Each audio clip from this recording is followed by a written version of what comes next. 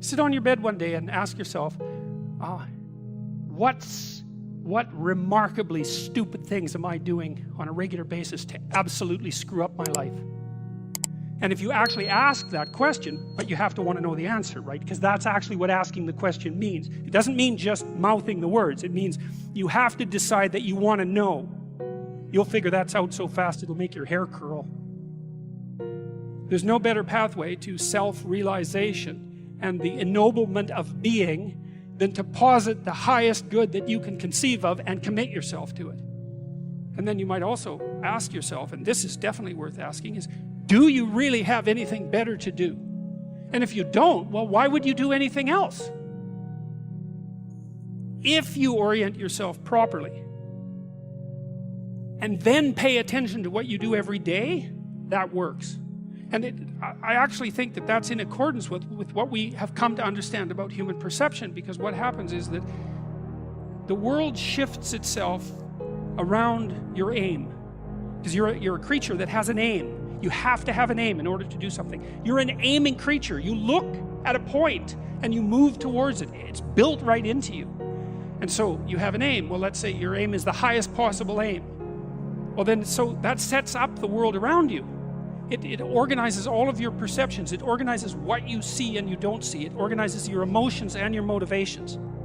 So you organize yourself around that aim, and then what happens is the day manifests itself as a set of challenges and problems, and if you solve them properly, then you stay on the pathway towards that aim, and you can concentrate on the day. And so that way you get to have your cake and eat it too, because you can point into the distance, the far distance, and you can live in the day. And it seems to me that that makes every moment of the day supercharged with meaning. That's how, because if everything that you're doing every day is related to the highest possible aim that you can conceptualize, well, that's the very definition of the meaning that would sustain you in your life. Well, and then the issue is, well, back to Noah. Well, all hell's about to break loose and chaos is coming. It's like when that's happening in your life, you might want to be doing something that you regard as truly worthwhile, because that's what will keep you afloat when everything is flooded. And you don't want to wait until the flood comes to start doing that, because if your ark's half built and you don't know how to captain it, the probability is very high that you'll drown.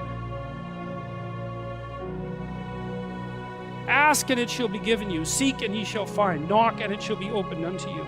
For everyone that asketh receiveth, and he that seeketh findeth, and to him that knocketh it shall be opened. That sounded pretty optimistic again. But again, I think it's a description of the structure of existential reality, and by which I mean,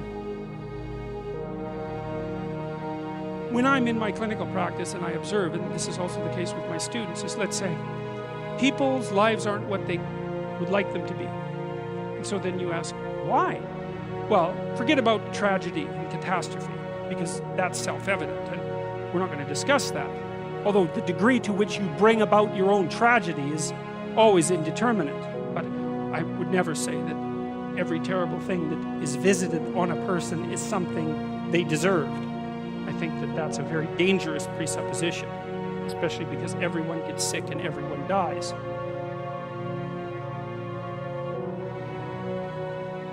But one of the main reasons that people don't get what they want is because they don't actually figure out what it is. And the probability that you're going to get what would be good for you, let's say, which would even be better than what you want, right? Because, you might be wrong about what you want easily, but maybe you could get what would really be good for you. Well, why don't you? Well, because you don't try. You don't think, okay, here's what I would like if I could have it. And I don't mean in a way that you manipulate the world to force it to deliver you goods for status or something like that. That isn't what I mean. I mean something like, imagine that you were taking care of yourself like you were someone you actually cared for. And then you thought, okay, I'm caring for this person. I would like things to go as well for them as possible. What would their life have to be like in order for that to be the case? Well, people don't do that. They don't sit down and think, all right, let's figure it out. You've got a life. It's hard, obviously. It's like 3 years from now, you can have what you need. You got to be careful about it. You can't have everything. You can have what would be good for you, but you have to figure out what it is, and then you have to aim at it.